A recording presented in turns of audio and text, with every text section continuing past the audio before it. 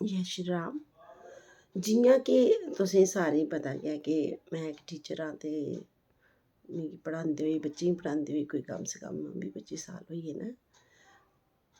इस दौरान मैं एह् बड़ा ध्यान कन्नै बड़ा एनालिटिक वे कन्नै नोटिस कीते दा ऐ कि साढ़ा जेह्ड़ा पढ़ाने दा तरीका ऐ ट्यूशनें दा बी स्कूलें दा बी बस इक दौड़ लग्गी दी ऐ। मार्क्स आई जाने चाहिदे, ज़्यादा कोला ज़्यादा नंबर आने चाहिदे, परफॉर्मेंस अच्छी आनी चाहिदी। अच्छी गल्ल ऐ, परफॉर्मेंस ते अच्छी गै आनी चाहिदी। अगर कोई कम्म करा ने ते ओह्दी रिजल्ट शैल होने चाहिदे। शैल होने दा मतलब एह् ऐ कि सानूं उस चीज़ दा ज्ञान किन्ना ऐ। जिन्ना ज़्यादा ज्ञान होग उन्नी ज़्यादा परफॉर्मेंस असें अच्छी समझनी चाहिदी। जबकि थोह्ड़ा जेहा उल्टा होआ दा कि रट्टा मारियै ना समझदे होई ज्ञान दा कोई नामो निशान नेईं होंदे होई नंबर लैने पिच्छे दौड़ लग्गी दी ऐ।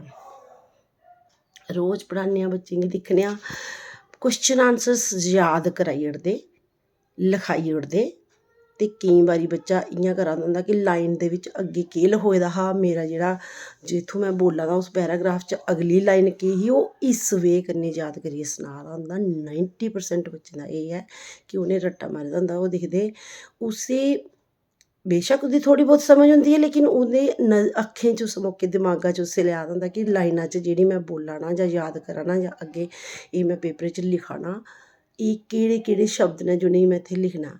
ज्ञान नांऽ दी चीज़ उं'दे दमागा च अस लोक गै निं पा दे, टीचर गै निं पा दे। उ'नेंगी इस चाल्ली पढ़ाया जाए कि उ'नेंगी आपूं पता होए कि लाइन दे बिच्च केह् लखोए दा, उत्थै याद केह् कीता हा। ओह् निं कि मैं इस कंसैप्ट पर लिखना ऐ ते आपूं लिखना आना चाहिदा कि मैं एह् लाइन अग्गें लिखगा, एह् लाइन बनागा ते एह्दा आंसर बनना चाहिदा। कारण एह् ऐ कि केईं बारी बच्चें गी लैसन दा गै निं पता होंदा।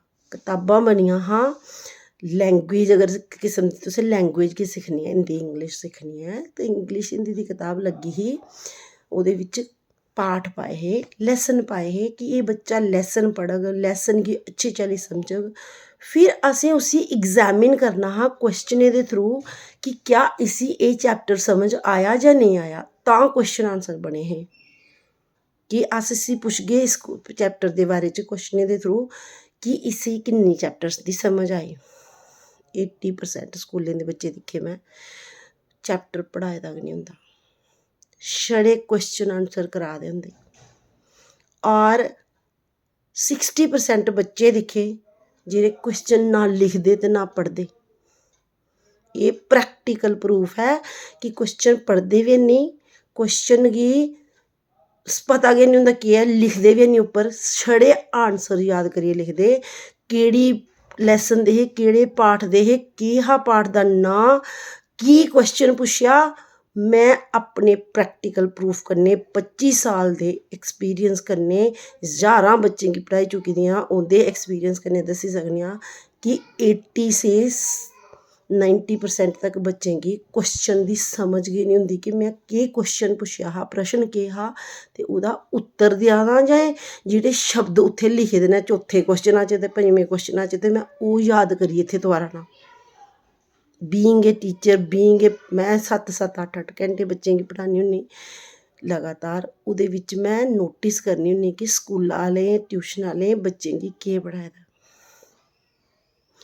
जिसलै उ'नेंगी आखो बच्चे आपने पहले लेसन पढ़ना है, लेसन को समझना है, लेसन गी पढ़िए अच्छी चाल्ली समझो, फिर जेह्ड़े पिच्छे ओह्दे लेसन दे क्वेश्चन न चाहे ओह् पुच्छे जान चाहे उं'दे अलावा इस चैप्टर च कुछ बी पुच्छेआ जाए, तुहानूं ते चैप्टर पता होना चाहिदा ते कुछ बी पुच्छी लैङन ते तुस ओह्दा आंसर देई सकदे।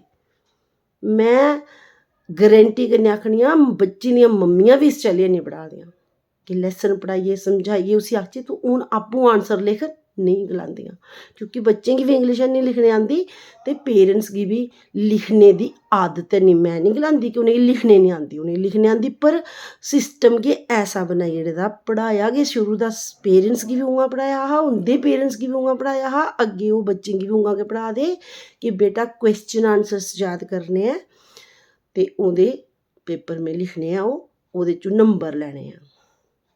सारे नहीं पर 80% 20% पेरेंट्स जेह्ड़े न ओह् होई सकदा प्रैक्टिकल होन पर मैं नहीं गलाई सकदी 80% बच्चे जेह्ड़े न ओह् बिना लैसन पढ़े और बिना इवन क्वेश्चन पढ़े आंसर याद करदे न, वर्ड याद करी लैंदे केह् लखोए दा हा। एह्कड़ा तरीका बच्चें गी पिच्छे करा दा। तुस रट्टे मराइयै 90+ मार्क्स लेआ दे 95+ मार्क्स लेआ दे। 9th दा बच्चा हा, गारंटी कन्नै आखनी मैं 9th दा बच्चा हा, लाइव एग्जाम्पल है, स्कूल दा नाम है, वीडियो च मैंशन नहीं करना चाहती। उसी मैं गलाया, लैसन पढ़ाया, 3 बारी समझाया ते गलाया हून आंसर खुद लिखो। 90+ मार्क्स आह्ला बच्चा एक आंसर नहीं अपने कोला लिखी सकेआ। बोला मैम बोर्ड पे लिख के दो या आप बोलते जाओ आंसर तो फिर मैं लिख लूँगा। खुद बनाने नहीं आंदा। 9th तक पुज्जी जंदे, 10th तक पुज्जी जंदे, आंसर बनाने नहीं आंदे। ते ओह् पढ़ाई होई या अनपढ़ता होई, एह् चीज़ साढ़ी सिर्फ 9th 10th तक नहीं रौंह्दी। इवन आफ्टर ग्रैजुएशन मैं सर्वे करियै दिक्खी लैओ, मैं गारंटी कन्नै आखनी आं कि 60 to 70% लोग न जेह्ड़े ओह् आफ्टर ग्रैजुएशन एप्लीकेशन नहीं लिख सकदे खुद कोला। बैंक च चली जाङन, कोर्ट च चली जाङन, एप्लीकेशन लिखनी होग ते कुसै दे तरले पाङन कि मिगी एप्लीकेशन लिखी देओ। गारंटी कन्नै आखनी आं मिगी बड़े लोग आनियै आखदे न कि मैडम जी फलानी चीज़ा पर लिखना ते सानूं लिखी देओ। ओह् पढ़ाई ऐ जां अज्ञानता ऐ, अनपढ़ता सखाने बच्चें गी। दौड़ ते इ'यां लग्गी दी ऐ कि हर पेरेंट्स चांह्दा कि मेरा बच्चा सब तू अग्गें होना चाहिदा, 100% नंबर लैना चाहिदा। ते फिर जेल्लै 12वीं दे बाद ग्रैजुएशन दे बाद उ'नेंगी इक एप्लीकेशन बी नहीं लिखनी आंदी ते क्या एहसास नहीं होंदा कि असें केह् पढ़ाया हा। SST दा कोई भी क्वेश्चन दी तुस हिस्ट्री बच्चे गी पुच्छी लैओ, जोग्राफी दे बारे च पुच्छी लैओ, जनरली डोगरी भाशा च पुच्छगे फलाने इलाके च केह् चीज़ ही, हैनी पता होंदा। जबकि उ'नें ओह् 6वीं कोला लग्गियै 9वीं तक सब कुछ पढ़े दा होंदा, 10वीं तक सब कुछ पढ़े दा होंदा। क्यों उ'नेंगी समझ गै नहीं आंदी, चैप्टर पढ़ाए गै नहीं जंदे। और पढ़ाए बी जाङन ते उ'नेंगी उं'दा हिंदी बिच्च मतलब समझाई ओड़ना, ओह् जेह्ड़ा कुछ घैंटे तक याद रौंह्दा, कुछ दिनें तक याद रौंह्दा, ओह्दे बाद भुल्ली जंदा। अगर उ'नेंगी आपूं पढ़ियै समझियै क्वेश्चनें दे आंसर खुद लिखना आन, कदी जिंदगी च नॉलेज नहीं भुल्ली सकदा, ज्ञान बनदा। ते ज्ञान ते अस उं'दा बनांदे गै नहीं, ना पेरेंट्स बनांदे न घर, ना गै टीचर बनांदे न स्कूलें च। क्योंकि इक होड़ लग्गी दी ऐ सलेबस ख़त्म करना ऐ, बच्चे दे नंबर ज़्यादा आने चाहिदे, इसी याद ज़्यादा कराना ऐ। ओह् याद करने दे चक्करा च ज्ञान केह् मिलना हा ओह् भुल्ली गै गे अस। मार्क्स घट्ट आन देओ कोई गल्ल नहीं, जिसलै ज्ञान होग अपने आप मार्क्स आङन।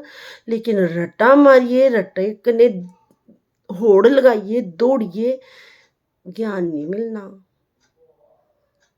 जे उ'नेंगी अस 3rd कोला गै लिखना सखागे, जियां फॉर एग्जाम्पल असें माई बेस्ट फ्रेंड लिखना सखाना ऐ, 40 बच्चे न क्लासा च, 40 बच्चें गी इक करियै खड़े करियै बोलो बेटा अपने फ्रेंड के बारे में एक लाइन बोलो।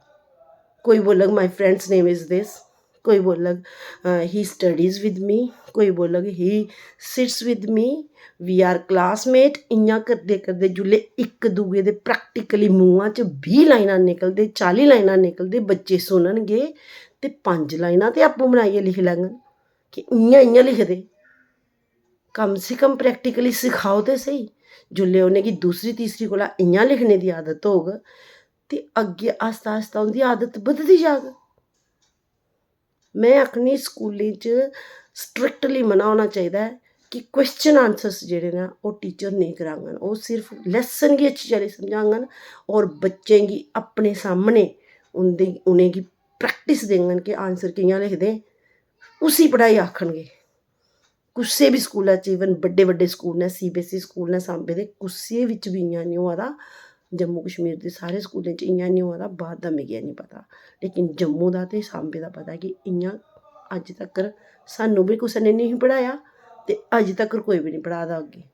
ते मेरी सारें अग्गें इ'यै रिक्वेस्ट ऐ कि क्वेश्चन आंसर दे पिच्छे दौड़ना छड्डी ओड़ो, बच्चें गी लैसन पढ़ाइयै उ'नेंगी खुद आंसर बनाना सखाओ ताकि उ'नेंगी कुछ आए।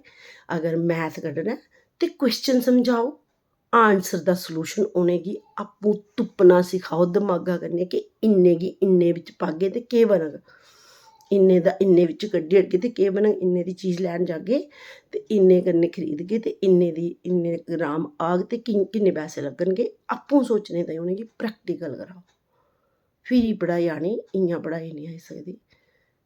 तुं'दा सारें दा मता मता धन्नवाद। मेरी गल्ला पर गौर जरूर करना।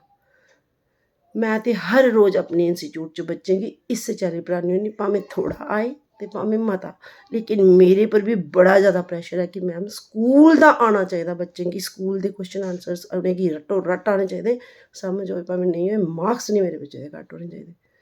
इ'यां टीचरें गी प्रैशराइज नेईं करना, उ'नेंगी पता कि'यां पढ़ाना।